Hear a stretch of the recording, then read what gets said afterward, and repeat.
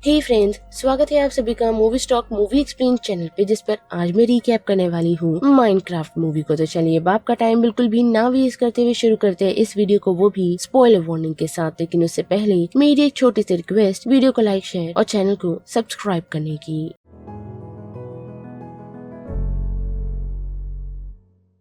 Film की कहानी हमें छोटे बच्चे स्टीव से दिखाई जाती है, जिसका बचपन से ही सपना है कि वो माइनिंग करे, पर अनफॉर्चुनेटली उसकी एज उसका साथ नहीं देती, जिस कारण वहाँ मौजूदा एक बूढ़ा शख्स उसे भगा देता है। जिसके बाद स्टीव अपने चाइल्डहुड ड्रीम को भुलाकर एक ऑफिस वर्कर बन जाता है, पर कहीं न कहीं उसे हमेशा से माइनिंग से लगाव रहा ही है। और ऐसे ही एक दिन वो डिसीजन बना लेता है कि सब काम को छोड़ वो अपने चाइल्डहुड ड्रीम को पूरा करेगा और सीधा निकल जाता है उसी माइन की तरफ जहाँ वो बूढ़ा शख्स मौजूद तो है, लेकिन इस बार स्टीव को वो रोक नहीं पाता और बिना रुके स्टीव सीधा उसी माइनिंग के अंदर चला जाता है, जहाँ माइनिंग करते हुए उसकी नजर एक ऑर्ब पर पड़ती है, जिसे हम क्यूब कह सकते हैं, पर वो माइनक्राफ्ट की दुनिया में ऑर्ब माना जाता है। और वो ऐसा वैसा ऑर्ब नहीं बल्कि ऑर्ब ऑफ डोमिनेंस है, जिसके साथ साथ उसे अर्थ क्रिस्टल भी मिलता है। और जैसे ही वो उन दोनों को एक साथ इकट्ठा करता है तो हम देख पाते हैं एक पोर्टल ओपन हो जाता है, वो भी ओवरवर्ल्ड का, जो देख स्टीव काफी हैरान है, पर फिर भी वो झिझकता नहीं और सीधा ओवरवर्ल्ड में कदम रख देता है, जहाँ जाकर वो अपनी क्रिएटिविटी दिखाना शुरू करता है, एक पूरा एम्पायर बनाते हुए। साथ ही साथ उसने एक दोस्त भी बना लिया है, जो और कोई नहीं एक डॉग है, जिसका नाम डेनिस है। और वो अपनी दुनिया में इतना मगन होता है कि जैसे ही उसकी नजर एक और पोर्टल पर पड़ती है तो वो उसे भी बना देता है, और फिर उसे बनाते ही पास ही में रखे ऑर्ब की मदद से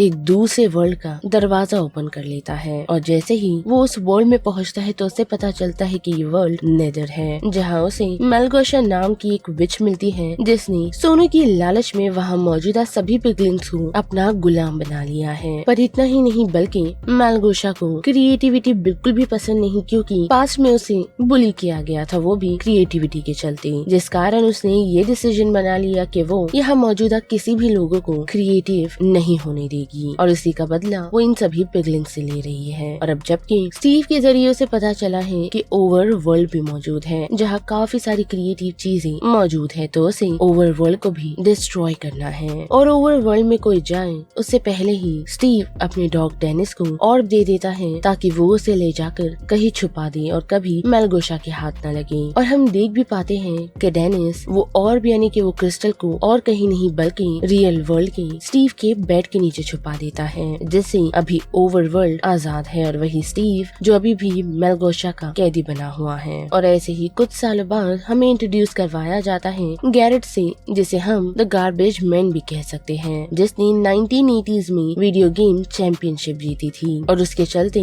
उसने एक गेम पार्लर ओपन कर लिया था, वो भी चुगलास में, जहाँ अक्सर लोग नहीं आते। और उसी वजह से गैरेट को एविक्शन नोटिस मिल चुका है, यानी कि उसे जल्द से जल्द उसकी दुकान खाली करनी होगी। और उसी एविक्शन के चलते वो सीधा एक स्टोरेज ऑक्शन के वहाँ आ पहुँचता है, जहाँ से कुछ सामान को एक्वायर कर उसे बेच वो काफी पैसे कमा सके। और हम देख भी पाते हैं कि जो सामान बिक रहे हैं वो और किसी के नहीं बल्कि स्टीव के घर के हैं। और उस ऑक्शन में उसे और कुछ नहीं बल्कि एक अटैरी कॉस्मोस नजर आता है, जिसे खरीदने के लिए वो काफी उत्साहित है। और जैसे ही वो अपना ऑक्शन जीत जाता है तो ओपन करते ही उसे पता चलता है कि इसके अंदर अटारी कॉस्मोस नहीं बल्कि उसके अंदर ऑर्ब ऑफ डोमिनेंस और अर्थ क्रिस्टल है, जो फिलहाल गैरेट के किसी काम का नहीं, पर फिर भी चिढ़कर वो उसे अपने साथ ले जाता है। और वही दूसरी तरफ हमें टाउन में ही सिबलिंग्स नजर आते हैं, जो कि हेनरी और नैटली हैं, जो हाल फिलहाल में अपनी मॉम के डेथ के बाद यहाँ शिफ्ट हुए हैं। साथ ही उन लोगों की मुलाकात एक रियल एस्टेट एजेंट से हुई है, जिसका नाम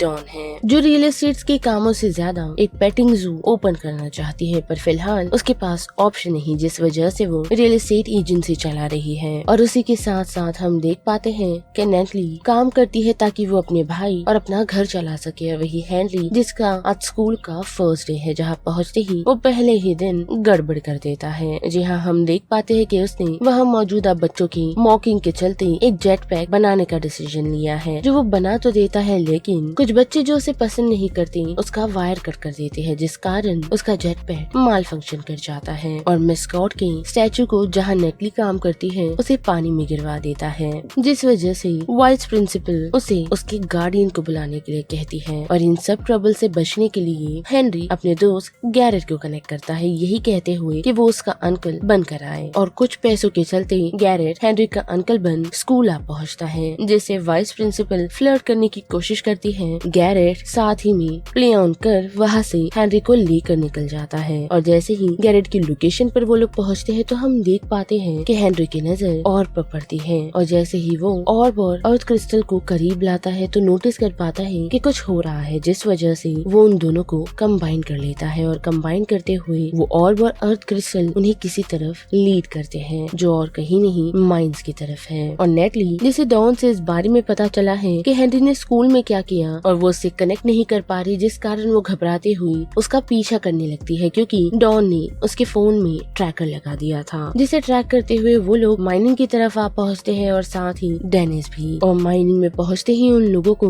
ओवर वर्ल्ड का वही पोर्टल दरवाजा नजर आता है, जिसमें हेनरी और बाकी सभी जाना तो नहीं चाहते, लेकिन उस ऑर्ब के चलते वो डोर उन लोगों को खुद की तरफ खींचना शुरू करता है। और ऐसे ही वो सभी ओवर वर्ल्ड में आ पहुँचते हैं और साथ ही डेनिस भी छुपते छुपाते उन लोगों के पीछे आ चुका है। और जैसे ही वो लोग ओवर वर्ल्ड में कदम रख चुके हैं तो वही मालगोशा को अलर्ट हो जाता है कि ऑर्ब रिटर्न आ चुका है, जिस कारण वो स्टीव को रिलीज करने का डिसीजन बनाती है ताकि स्टीव उस ऑर्ब को रिक्लेम कर ले, जिससे वो नेदर्स की तरह ओवर वर्ल्ड को भी बर्बाद कर देगी। और वही रात की तरफ हम देख पाते हैं कि मॉन्स्टर्स और ज़ॉम्बीज आना शुरू हो चुके हैं, जिससे सभी लोग घबराए हुए हैं। और गैरेट खुद को माचो दिखाते हुए यही डिसीजन बनाता है कि वो सबको बचा लेगा, पर अनफॉर्चुनेटली वो खुद को भी नहीं बचा पाता। वही हेनरी जिसका दिमाग चल चुका है और वो माइन की मदद से क्राफ्टिंग करते हुए एक टावर बिल्ड कर लेता है, जिसमें नेटली, डॉन और हेनरी मौजूद हैं। पर अभी भी गैरेट उन लोगों से अलग हो चुका है, जिसके पास वो और अर्थ क्रिस्टल मौजूद है। और जैसे ही उसकी नजर हेनरी के बनाए हुए वुडन फोर्ट्रेस पर पड़ती है तो वहाँ वो जाने की कोशिश करता है, लेकिन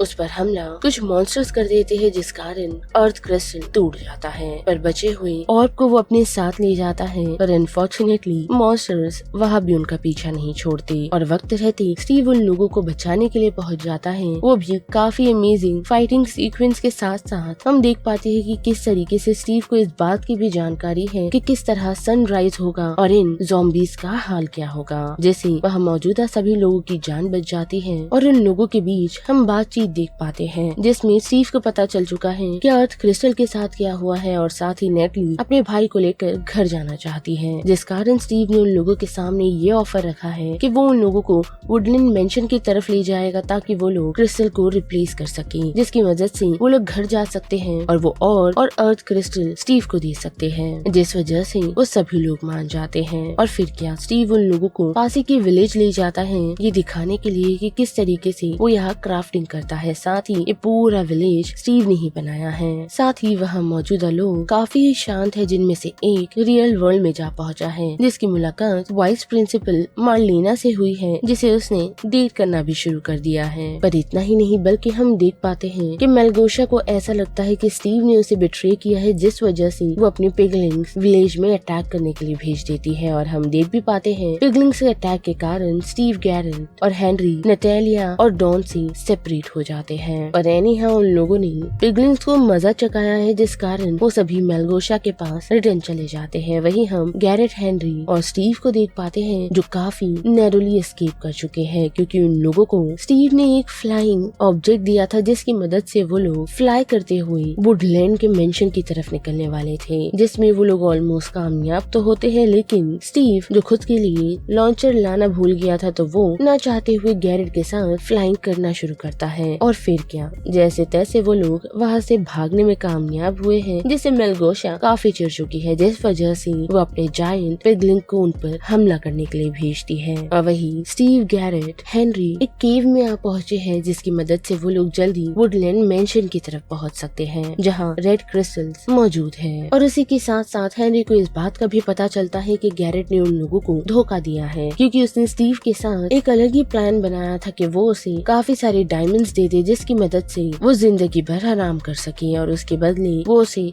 वो ऑर्ब दे देगा। जो प्लान जैसे ही हेनरी को पता चलता है तो वो काफी चिढ़ जाता है, पर उन लोगों के पास लड़ने का टाइम नहीं, क्योंकि जायंट पिगलिन उन लोगों पर हमला करते हुए पहुंचा है, जिस कारण माइंड कार्ड की मदद से वो लोग उस केव से निकलने में कामयाब होते हैं। और गैरेट इस बात को भी हेनरी को समझाने में कामयाब होता है कि उसकी सिचुएशन बाहर की अच्छी नहीं है, जिस कारण ही उसने स्टीव के साथ ये डील की थी। अब वही हम देख पाते हैं कि नेटली और डॉन की मुलाकात डैनी से होती है, जिसके गले में उसके नाम का बैज देख डॉन उसे पहचान जाती है और उन्हें स्टीव के पास लीड करने के लिए उसे कहती है। और अब जबकि स्टीव, गैरेट और हेनरी ग्रेट हॉक से बच चुके हैं तो वो लोग फाइनली मेंशन की तरफ आ पहुंचते हैं, जहां स्टीव और गैरेट मेंशन में रह रहे लोगों को डिस्ट्रैक्ट करेंगे, जिस मौके का फायदा उठाकर हेनरी अर्थ क्रिस्टल ले आएगा। और हम देख भी पाते हैं कि हेनरी फाइनली अर्थ क्रिस्टल लेने में कामयाब होता है और साथ ही वहाँ मौजूदा लोगों का सामना कर उसे एक एंडर पर्ल मिल चुका है। पर मेलगोशा भी पीछे नहीं हटी है, क्योंकि ग्रेट हॉक के साथ मिल वो मेंशन के ब्रिज की तरफ आ पहुंची है, जहां उसने उस ऑर्ब को हासिल कर लिया है और उन लोगों को खत्म करने के लिए कहा। लेकिन हम देख पाते हैं कि गैरेट स्टीव और हेनरी को उस लोकेशन से निकालता है और खुद एक्सप्लोजन में खुद का सेक्रीफाइस दे देता है, जिसके बाद हम देख पाते हैं कि हेनरी और स्टीव जो घायल हैं, उन लोगों की मुलाकात नेटली और डेनिस से होती है, वो भी उनके बनाए हुए मशरूम हाउस में, जहाँ सभी लोग एक दूसरे से माफी मांगते हैं और इस ओवरवर्ल्ड को बचाने का डिसाइड कर लेते हैं, क्योंकि मेलगोशा जिसने उस ऑर्ब को सिक्योर कर लिया है और साथ ही साथ उसकी पावर को इस्तेमाल कर नेदर वर्ल्ड में से एक पोर्टल बनाने में कामयाब हुई है, जिसकी मदद से यह जो मौजूदा सन है वो हट चुका है और उसकी पिगलिंग्स को इससे कुछ नुकसान नहीं होगा, जिस कारण वो ओवरवर्ल्ड पर अपना कब्जा जमा सकती है। पर हम देख पाते हैं स्टीव, हेनरी, नेटली और डॉन मिलकर एक आर्मी बनाते हैं ताकि वो लोग मेलगोशा की आर्मी का सामना कर सके। और हम देख पाते हैं कि काफी सारे वेपन्स साथ ही आयरन गोलेम्स की आर्मी को उन लोगों ने बना लिया है और अटैक के लिए लॉन्च कर देते हैं।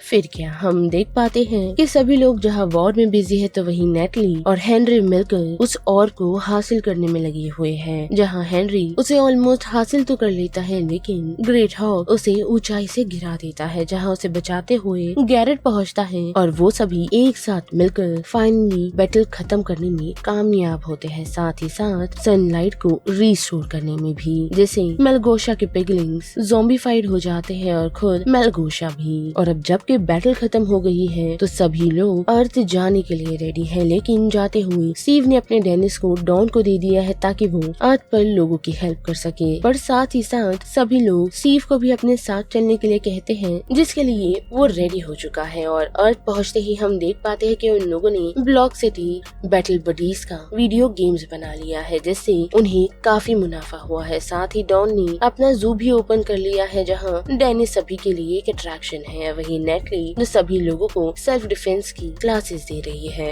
लेकिन इतना ही नहीं, बल्कि हेनरी ने सक्सेसफुली अपना जेट पैक भी बना लिया है, जिससे सभी लोग स्कूल में काफी ही इम्प्रेस है। और वही स्टीव और गैरेट जो उसके स्टोर की एक को ओनर बन चुके हैं। पर जैसे ही स्टीव अपने पुराने घर में पहुंचता है कि कुछ अपनी पुरानी चीजें वहां से ले सके, जिसमें एक एटीक में मौजूद चेस्ट है, जहां स्टीव की मुलाकात करंट ओनर से होती है, जो और कोई नहीं एलेक्स है। और यहीं पर ये पूरी मूवी का रिकैप खत्म होता है, जिस बारे में आप सभी की क्या राय बनती है उसे लेकर आप मुझे कमेंट सेक्शन में बता सकते हो। साथ ही साथ वीडियो पसंद आई तो वीडियो को लाइक, शेयर और चैनल को सब्सक्राइब करना मत भूलिएगा। बाकी मैं मिलूंगी आपसे फिर किसी मूवीज या सीरीज की रिकैप के साथ। तब तक के लिए आप movie stock movie explain channel के बाकी वीडियोस को एंजॉय कीजिए। Till then bye.